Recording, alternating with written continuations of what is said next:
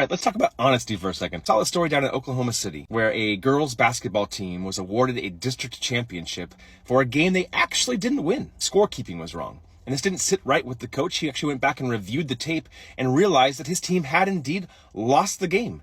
And he went back and met with his team, which again, I think is important to note, is a team of young ladies. And they all agreed together to do the right thing and give the trophy back because they hadn't actually won the championship. And this is something I've never seen.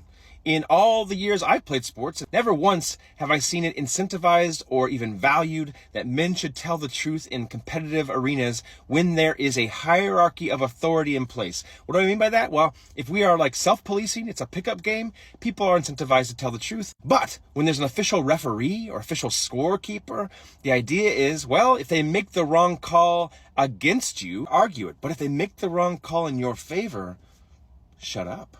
Like, I learned this as maybe a third or fourth grader playing basketball. Ball goes off my hand, goes out of bounds. I look to the referee and say, that's off me, their ball.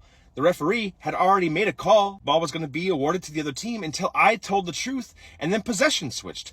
And I got shamed by my teammates, by my coach. Like, you don't tell the truth about what happened if it's not in your favor. The idea that we can't have integrity because it doesn't benefit us is a cancer. But so many of us men learn that lesson so early on. We're lacking the imagination of how things could be better. We have a daughter who plays volleyball at the high school level. We were playing a rival team last week, and there was a moment in the game where our hitter hit the ball, and the defender did indeed touch the ball, but the referee didn't see it. And so he called the ball out.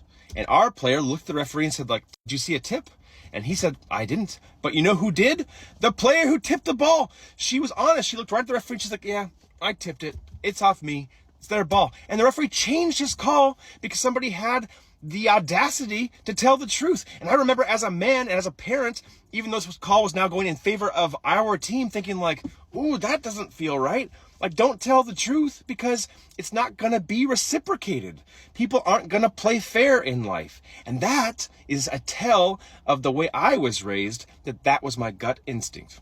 Because you know what happened next? The next time there was a tip ball, it was the other team who hit the ball. It looked like it had gone out. They looked to the referee. Referee looked to our team, and our girls told the truth. They said, yeah, I tipped it. Ball's out on me. And then they reversed the point. And this continued to go on the rest of the evening. Every time there was a dispute about whether the ball had been tipped or not, the referee just looked at the girls, and the girls told the truth, which gave the game not only much more integrity, it proved a bigger point, that even when there is competition, there can still be collaboration. This is mind-blowing to me as a guy, because this is not the world I grew up in. But if women have a better way, which they often do, what is the harm in swallowing our ego and following suit? What is the harm in being honest?